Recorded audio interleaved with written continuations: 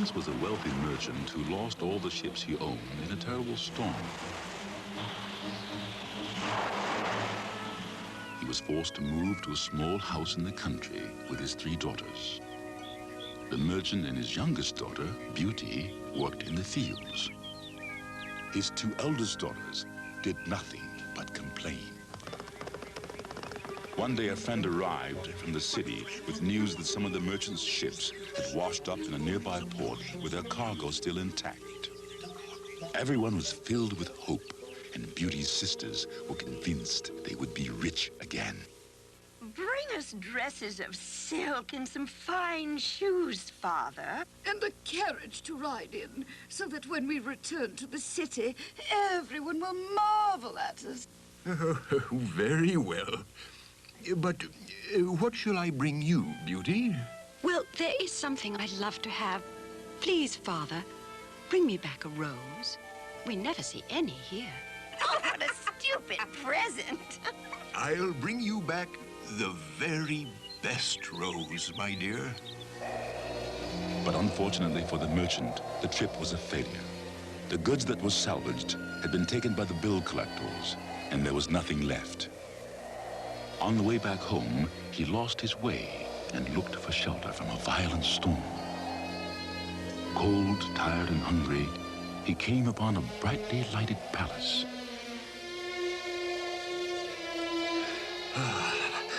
Perhaps the owner of this fine palace wouldn't mind allowing a tired and lost traveler a bit of warmth by his fire. Hello? Anybody home? Oh, my. Doesn't that look good? Well, I don't suppose I should help myself. On the other hand, perhaps this meal is meant for me. The merchant ate everything on the table and then became very sleepy. Perhaps when I awake, the kind master of this palace will have returned, and I can thank him for his hospitality.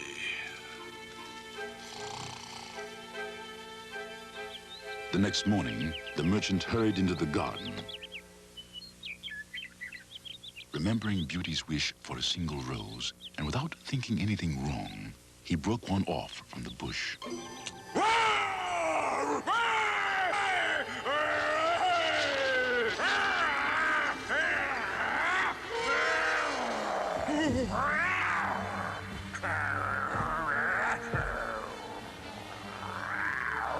How dare you steal one of my roses? Please, master, had I known that this rose was so precious to you, I never would have taken it. I gave you food and shelter, but you repay this by stealing from me. Prepare to die for your thievery. Hoping the beast would take pity on him, he told his story, ending with Beauty's request for a single rose. If your daughter loves you enough to come in your place, I will keep her here with me and let you go free. I would never allow my daughter to take my place. Kill me if you must. No, it must be your daughter's choice. If she will not come, then you must return and take your punishment. I understand. Take the chest of silver I have left for you. You will find your horse waiting at the gate. But remember, if you do not return, I will hunt you down. When the merchant told his children of the bargain he had made, Beauty's sisters only thought about how rich they were. They wouldn't miss her at all. It is my fault that all this has happened, Father. I will stay with the beast. Despite his pleas for her not to go, Beauty returned to the palace with her father.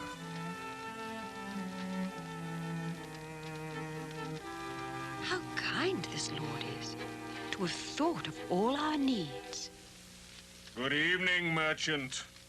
It was good of you to come as we agreed. How very frightening he is. And yet his eyes are so sad. You are certainly a brave young woman, Beauty. She must love you dearly, merchant, to have come. I plead with you to spare her, Beast. Please, take me in her place. Beauty, will you remain with me in my palace? Yes, my lord. I will. Good!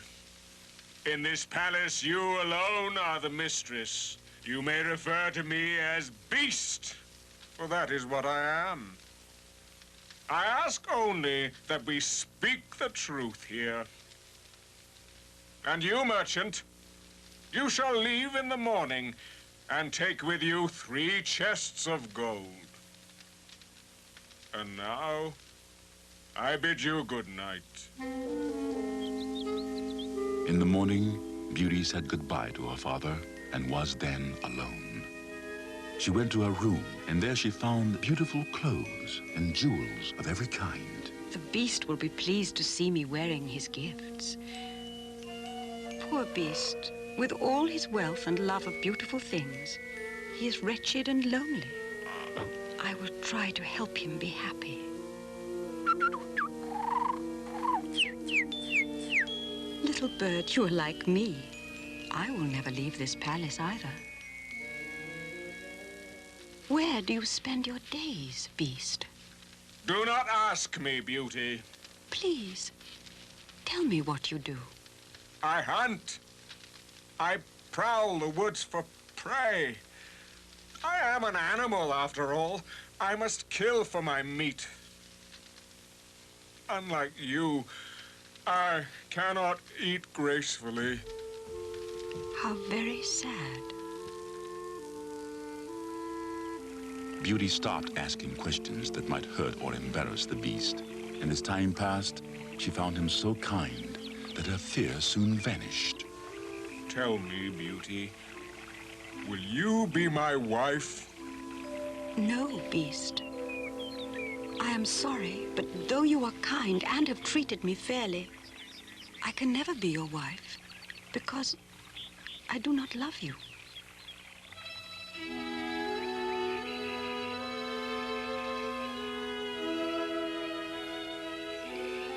Each night, when Beauty went to bed, her sleep was filled with the same dream. She would be in a garden of the palace, and a handsome young prince would come to her. Someday, Beauty, we will be together always. He seemed familiar to Beauty, although she knew she had never seen him. The next night, Beauty was eager to dream of her prince, but he did not appear. Where are you, my prince? How blind you are. Happiness comes from seeing what does not always lie on the surface. Look deep into the beauty of others to find your own happiness.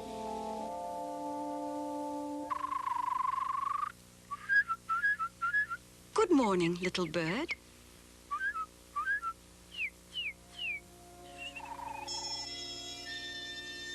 Oh, Father, you are ill. It is a magic mirror, Beauty. If one is pure of heart, one can see into it. If you have seen your father there, then he must truly be ill. Please, Beast, let me go to him. If I could see him just for a little while, I know he would be better. You are a good daughter, Beauty. I cannot refuse you anything, for I am your slave. Your wish will be granted. But please, remember your poor Beast who loves you. Return to me in 3 weeks. Oh, Beast, thank you. Beauty, will you be my wife when you return? No, Beast. I am sorry. I can never be your wife because I do not love you. Then goodbye, Beauty. But remember your promise to return, for I cannot live without you. When Beauty arrived, she discovered that her father was indeed very ill. But as soon as she was there and caring for him, he began to recover. Beauty's sisters were envious of how well she looked, and resented that she lived in a palace like a queen. Her two sisters were tired of looking after her father, so they induced Beauty to stay beyond the 3 weeks she had promised. They laughed, thinking how angry the beast would be for disobeying him. Even though her father was almost able to take care of himself, Beauty's sisters kept delaying her return to the beast. Then Beauty had another dream. Oh, Beast, what has happened? Oh, my poor Beast, how awful I have been. How could I have betrayed my promise to you when you have been so kind? I must return to the Beast, Father. Please understand. Yes, Beauty. You must go. I'm feeling better now. Oh, Beast, Beast. Oh, my poor Beast. This is my fault for leaving you. Please recover. If you do, I swear to be your wife. I do love you. My prince. At last, Beauty understood the mystery of her dreams. The prince and the beast were one, and her love had saved them both from their spell.